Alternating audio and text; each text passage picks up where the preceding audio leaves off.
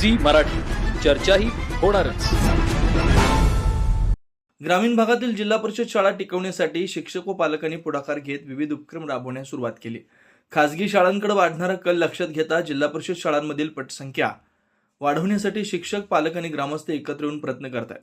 परिणामी दुसऱ्या बाजूला खासगी शाळा विद्यार्थ्यांना आपल्याकडे आकर्षित करण्यासाठी वेगवेगळ्या योजना, वाहतूक व्यवस्था, विद्यार्थ्यांचे आकर्षक ड्रेस, त्याच पद्धतीने वेगवेगळे आमिष दाखवत असून या सर्वांच्या पुढे जिल्हा परिषद शाळा निघणार का असा प्रश्न सध्या निर्माण होत असला तरी खासगी शाळांची असणारी फी व जिल्हा परिषद शाळेत मिळणारे मोफत शिक्षण याकडे कुठेतरी सर्वसामान्य पालकांनी पाहणं गरजेचं आहे। परिणामी सर्वसामान्य विद्यार्थी शिकला पाहिजे या अनुषंगाने डॉक्टर कर्मवीर भाऊराव पाटील, डॉक्टर बापूजी साळुंखे, परमपूज्य संमतभद्र महाराज यांनी चालू केलेली शिक्षण व्यवस्था आज खऱ्या अर्थानं ग्रामीण भागात चालू आहे का? डॉक्टर कर्मवीर भाऊराव पाटील यांनी सर्वसामान्य विद्यार्थ्यांच्या शिक्षणासाठी स्वतःच्या पत्नीच्या गळ्यातील मंगळसूत्र विकून शाळा चालवली। परिणामी आज ग्रामीण भागात खासगी शाळातील विद्यार्थ्यांची फी भरत असताना विद्यार्थ्यांच्या पालकांना आईच्या गळ्यातील सोने विकून फी भरावी लागते। ही ग्रामीण भागातील शिक्षणाची शोकांतिका आहे।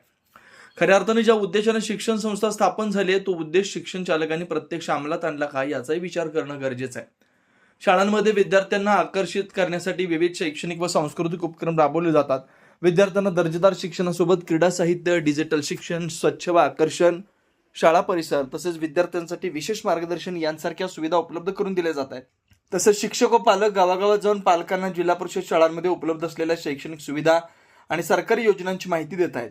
याशिवाय शाळांमध्ये वृक्षारोपण, क्रीडा स्पर्धा, विविध स्पर्धा परीक्षा मार्गदर्शन तसेच विद्यार्थ्यांच्या सर्वांगीण विकासासाठी अनेक उपक्रम राबवले जात आहेत। या उपक्रमांमुळे जिल्हा परिषद शाळांबद्दल पालकांमध्ये सकारात्मक वातावरण निर्माण होते, पटसंख्या वाढण्यास मदत होते, ग्रामीण भागातील विद्यार्थ्यांना गुणवत्तापूर्ण शिक्षण मिळावं आणि जिल्हा परिषद शाळा टिकून राहाव्यात यासाठी शिक्षक, पालक आणि ग्रामस्थांचे प्रयत्न कौतुकास्पद ठरतात। कुंभोज प्रतिनिधी विनोद शिंगे।